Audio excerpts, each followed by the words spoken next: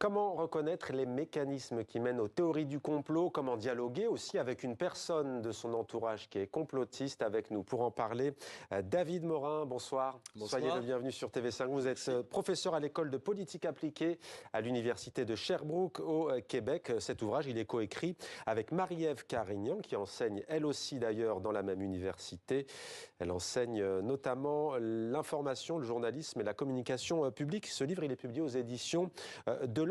Alors d'abord, pour bien poser les choses, c'est quoi selon vous être complotiste? Parce que vous le dites vous-même, c'est un phénomène complexe, plus complexe qu'il n'y paraît, avec des ramifications multiples. Mais pour vous, de manière simple, c'est quoi un complotiste? Ouais, c'est important de le dire parce que pendant la pandémie, il y a quand même beaucoup de gens qui ont sorti l'étiquette complotiste assez rapidement pour aussi disqualifier des critiques qui parfois étaient légitimes par rapport aux mesures, etc. Donc un complotiste, c'est vraiment une personne qui finalement va expliquer tous les phénomènes sociaux à partir de théories du complot supposées, donc d'un groupe de personnes qui, en secret, seraient finalement en train de régir les affaires du monde pour leurs intérêts personnels, pour contrôler les populations, etc.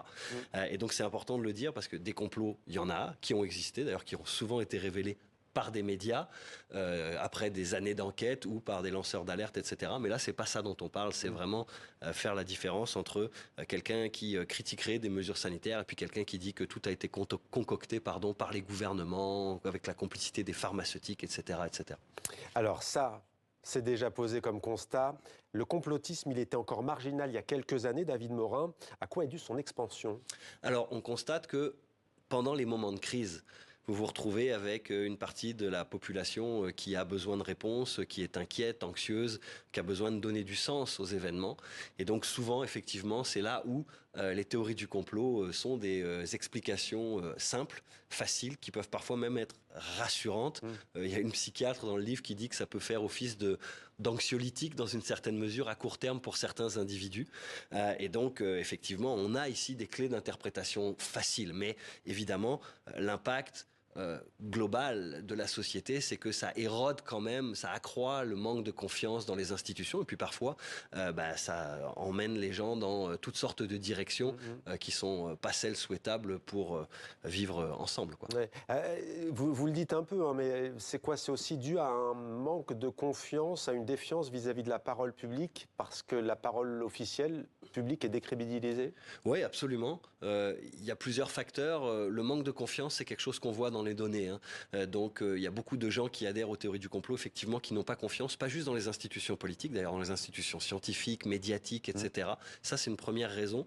On a vu aussi beaucoup de gens qui étaient dans des situations de détresse psychologique. C'est pas le cas de tous, mais on a vu quand même une prévalence de ce facteur-là. Et là, on revient à la question de la crise où les gens sont inquiets, vont moins bien, etc. Et puis, on a une dernière série de facteurs, peut-être, qui sont des facteurs plus liés à l'isolement social, mais aussi au phénomène de groupe, des gens qui ont l'impression qu'ils sont un peu discriminés en société, etc.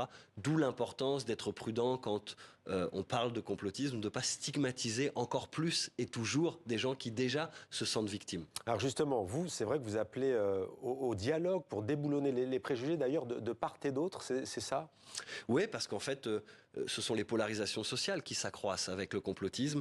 On se retrouve finalement dans une situation où il y a des familles fracturées dans les milieux de travail. Et nous, on a été beaucoup sollicités par ces milieux-là pour essayer de venir discuter de ce phénomène-là. D'où le titre, hein, Mon frère est complotiste. En gros, ça veut dire qu'on a tous dans notre entourage, et parfois nous-mêmes, je ne sais pas, des idées qui remettent en cause. Moi, dans mon cas personnel, effectivement, je peux vous le dire, j'en ai des gens avec qui j'ai essayé de maintenir la conversation pendant la pandémie, qui ont basculé, qui ont franchi le point de rupture un peu, où finalement la discussion était beaucoup plus difficile. Ce qu'on dit aussi beaucoup, c'est que c'est important de rester dans le domaine avec les proches de l'affectif. Donc de maintenir ce lien et pas toujours de vouloir confronter les arguments des uns et des autres. Parfois les stratégies d'évitement. Mais vous en avez rencontré, vous avez discuté. Est-ce que parfois celles et ceux qui se voient asséner cette phrase qui n'est jamais agréable, complotiste, est-ce qu'ils disent, est-ce que vous avez remarqué que parfois il y a quelque chose qu'on leur a reproché qui s'est avéré vrai par la suite? Parce que ça, c'est ce qu'ils disent aussi sur les réseaux sociaux. La théorie du complot d'un jour, 6 mois plus tard, c'est la vérité. C'est ce que disent souvent aussi ces personnes. Oui, alors ils le disent. Dans certains cas, c'est moins la théorie du complot que certains faits de la théorie du complot qui sont vrais. Parce qu'une théorie du complot, elle n'est jamais totalement fausse. Elle s'appuie toujours sur des éléments qui sont vrais. Mais après, l'interprétation, elle, est fausse. Celle de dire il y a un complot mondial avec une élite secrète qui se cache, etc. Donc, Mais vous avez raison de le souligner parce que finalement, dans une conversation, c'est aussi important parfois de voir sur quoi on peut se rejoindre et peut-être qu'on a des critiques légitimes dont on peut discuter ensemble. D'où le ensemble. débat et le dialogue. D'autant plus que vous le dites aussi, hein, vous dites que vous l'avez esquissé tout à l'heure, vous écrivez aussi que nos gouvernements s'empressent parfois d'accuser de complotisme toute forme de critique de leur gestion. Et il est également question de posture anti-complotiste radicale. Ça veut dire quoi? Ça veut dire que vous mettez sur un même plan, enfin diamétralement opposé, mais en tout cas des complotistes, et il y aurait, comment je pourrais dire, un business, c'est un peu un anglicisme, mais en tout cas Un modèle d'affaires. Ouais, un modèle d'affaires, on va dire, c'est ça qui fait. Il y a un modèle d'affaires chez certains complotistes, c'est chez les leaders surtout. Donc je fais quand même la distinction entre les leaders qui savent souvent la plupart ce qu'ils font, qui ont des agendas politiques, et puis vous savez, le complotisme pendant la pandémie a quand même été largement récupéré par des mouvements politiques, notamment très à droite, anti-gouvernementaux. Nous, on a vu ça vraiment beaucoup en Amérique du Nord, on le voit aussi en Europe. Maintenant, à l'opposé, c'est vrai qu'il y a des gens qui ont eu tendance à prendre des postures tout aussi radicales. Alors, il ne faut pas forcément les mettre sur un pied d'égalité, mais c'est sûr que ça n'aide pas à bâtir des ponts, ça n'aide pas à reconstruire le dialogue nécessaire. Et nous, on dit qu'en ce moment, il faut le faire. Il faut que les autorités, qu'elles soient politiques, médiatiques, fassent une sorte de mea culpa parce que d'autres crises s'en viennent, à commencer par la crise climatique. Et comme les crises sont souvent des moments importants où finalement les gens adhèrent aux théories du complot, il faut qu'on se prépare à la suite des choses. Alors j'ai sorti un petit chiffre pour vous, puisque vous venez du Québec tout de même, et j'imagine que ça va vous intéresser. Ça date de la fin du mois de janvier, donc ça fait un peu plus d'un mois.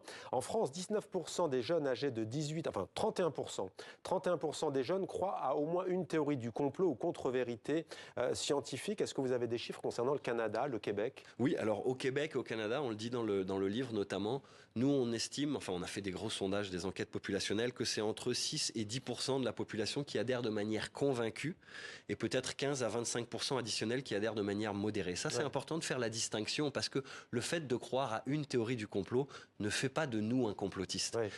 Et le complotisme est un système monologique. Donc ce qu'il faut regarder, c'est quel est le pourcentage de population qui croit à beaucoup de théories du complot. C'est là où finalement on a des perspectives qui sont beaucoup plus radicales, des visions beaucoup plus extrémistes des choses. Et vous voyez par exemple aux États-Unis, et ça c'est quand même un effet problématique des théories du complot, la dernière élection américaine, c'est près d'un républicain sur deux qui pense qu'il y a eu une fraude électorale. On a vu récemment qu'une grande chaîne américaine a reconnu qu'elle-même finalement, elle avait capitalisé sur une fausse théorie qu'elle savait fausse. Le mouvement QAnon, il incarne cette...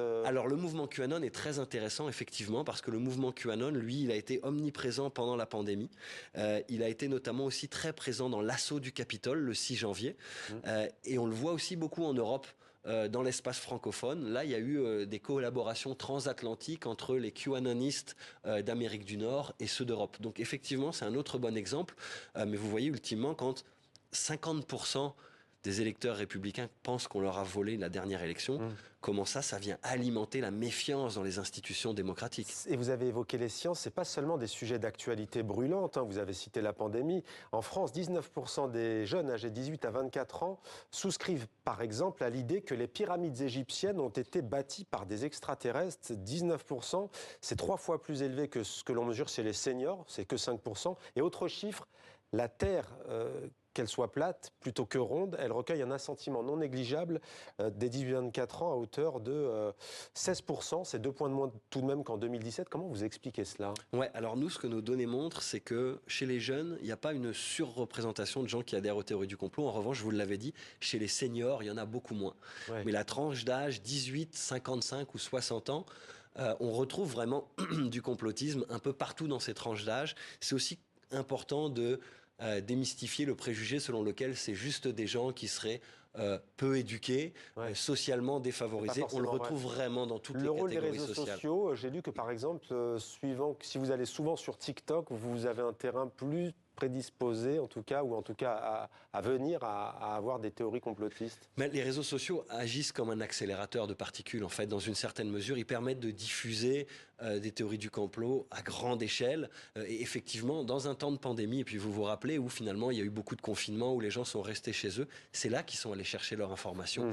Et donc on a vu effectivement beaucoup de leaders complotistes arriver à avoir beaucoup de gens qui les suivaient sur les réseaux sociaux, à diffuser beaucoup là-dessus. Donc là, c'est clair que ça a augmenté, si vous voulez, la portée et la capacité des leaders à rejoindre du monde. Alors je suis persuadé qu'il y a des femmes et des hommes qui nous regardent et qui doivent pas être très contents de ce qu'on indépendants, si elles sont ou si elles se considèrent ou pas complotistes. Mais vous allez comprendre où est-ce que je veux en venir. On est dans une chaîne de télévision. Prenons la pandémie. Et d'où vient ce virus? Et d'entrée, c'est vrai que la peste du pangolin est privilégiée, alors que rien ne peut permettre de dire que c'est le pangolin. Est-ce que ça veut dire que nous, les médias, nous avons aussi un rôle à jouer, à donner la parole à tout le monde, à essayer aussi d'étudier toutes les pistes, notamment? Oui, alors absolument. Parce qu'au départ, on a très vite dit, oulala, attention, non, il y a un laboratoire P3, mais ça vient surtout pas de là. Comprenez bien que là, au temps des réseaux sociaux, les gens se disent, bon là, quand même, est-ce que quelque part, on ne l'alimente pas non plus? Oui, absolument, tout à fait. C'est ce que vous dites d'ailleurs un peu dans le livre. C'est ce qu'on dit dans le livre, et je pense que... C'est le piège du radicalisme, on va dire, de l'anticomplotisme. Exactement, mais effectivement, on est un certain nombre à avoir aussi un mea culpa à faire. Je pense qu'il ne faut pas renoncer à la critique légitime des mesures sanitaires. Je pense que les médias se sont retrouvés dans une situation au moment où la crise a éclaté. Désemparés, et puis avec l'idée de dire, est-ce qu'il faut qu'on ajoute de la confusion à la confusion, ou plutôt qu'on s'assure que finalement les gens vont suivre des directives de santé publique qui nous semblent finalement servir les intérêts du plus grand nombre. Mais beaucoup de journalistes aujourd'hui disent peut-être effectivement que dans la première année on s'est un peu trop rallié. Maintenant, il faut quand même faire attention. Est-ce qu'on donne la parole à tout le monde? Il y a aussi beaucoup de discours qui sont extrémistes, qui sont alimentés par des agendas politiques qui sont divers et variés. Donc je dirais qu'on ne peut pas mettre toujours sur un pied d'égalité un scientifique qui arrive avec un certain consensus et un background en arrière de lui, et puis quelqu'un qui donne son avis comme il le donne dans son sous-sol parce qu'il est allé voir des choses sur les réseaux sociaux. Donc il faut faire la part des choses. Mais je pense que oui, il faut rappeler que c'est important de ne pas dégainer l'étiquette complotiste trop tôt, et surtout continuer d'accepter de discuter des griefs qui sont ceux énoncés par un certain nombre de complotistes sur les choses qui vont moins bien, etc. Et juste parce qu'il nous reste les 40 secondes, il en va de quoi? De la démocratie, vous dites? Vous iriez jusque-là? Écoutez, quand vous prenez les mouvements extrémistes, la plupart d'entre eux se servent du complotisme comme vraiment de fuel pour alimenter leurs idées. Brasilia notamment, récemment. Brasilia, mais vous pouvez prendre Washington, vous pouvez prendre les manifestations qui ont dégénéré pendant les mouvements, la contestation des mesures sanitaires. Mais je rappelle, l'exemple pour moi le plus parlant, c'est ce qu'on a vu aux États-Unis avec de la désinformation sur la fraude électorale, qui nous a amené quand même à presque renverser le jour où on validait les résultats des élections américaines. Alors oui ou non, Donald Trump est-il complotiste? En tout cas, il se sert beaucoup du complotisme pour galvaniser ses troupes et pour reconstruire un récit sur la politique américaine pour essayer de conserver le pouvoir. Merci beaucoup David Morin d'être venu sur notre plateau. Livre coécrit avec Marie-Ève Carignan, Comment rétablir le lien et le dialogue social. Mon frère est complotiste, est aux éditions de l'Homme. Merci à vous. Merci.